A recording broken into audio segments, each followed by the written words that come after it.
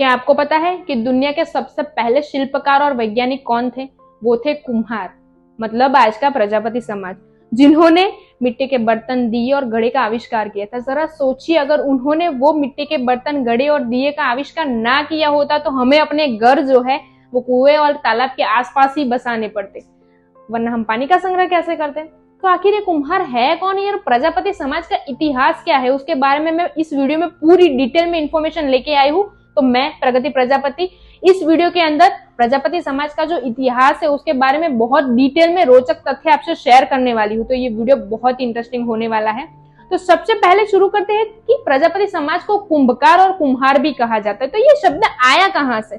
तो कुंभकार जो शब्द है वो संस्कृत शब्दावली से लिया गया है। कुंभ का मतलब होता है घड़ा और कुंभकार का मतलब होता है घड़ा बनाने वाला।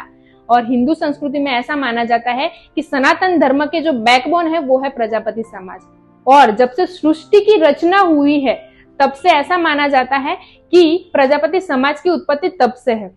और ये उत्पत्ति कैसे हुई उसके बारे में अगर हम जाने तो जो ब्रह्मा जी थे उनके पुत्र थे दक्ष प्रजापति, और दक्ष प्रजापति के वंशज है प्रजापति समाज।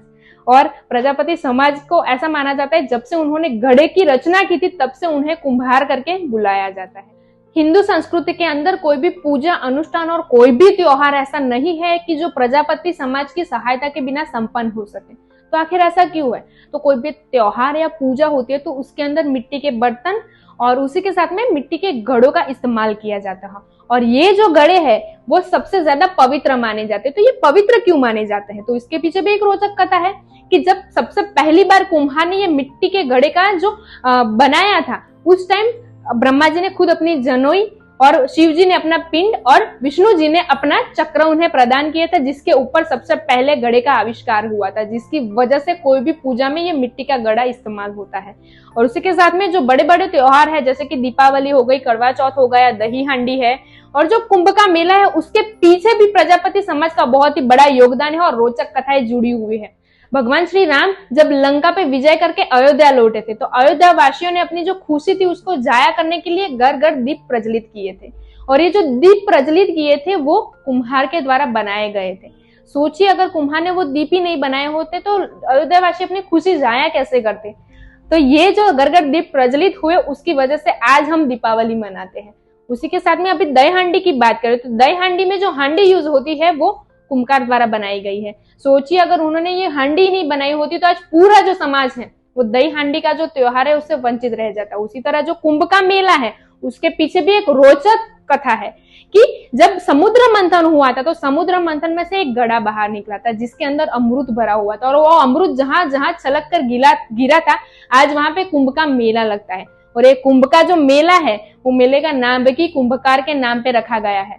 तो ऐसी बहुत सारी रोचक बातें प्रजापति समाज के साथ जुड़ी हुई है। और आज कोई भी घर में अगर शादी हो रही है तो शादी में सबसे पहले प्रजापति के घर से ये मटकी लाने का रिवाज भी आज चला आ रहा है। मतलब ब्रह्मा जी के विशेष पुत्र प्रजापति को ऐसे ही नहीं कहा गया है।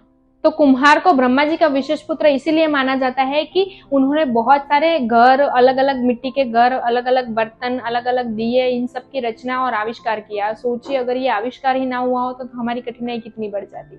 और उसी के साथ में आज कोई भी शुभ प्रसंग में कोई भी यज्ञ होता है तो उसके अंदर प्रजापति के नाम की भी आहुति दी जाती है। तो एक बार सोचना जरूर कि अगर ये सारी जो बनावटें हैं ये कुम्हार के द्वारा ना हुई होती तो आज हमारी लाइफ कैसे होती। तो आप भी प्रजापति है या आपके ग्रुप में कोई प्रजापति है तो उसको ये वीडियो शेयर कीजिए ताकि वो भी उसका जो इतिहास है उसके बारे में डिटेल में ये बातें जान सके। और आप भी अपनी कोई भी कास्ट के बारे में या कोई भी इतिहास के बारे में जानना चाहते हो तो मुझे कमेंट में जरूर बताना कि आप इसके ऊपर भी video banana. Thank you so much.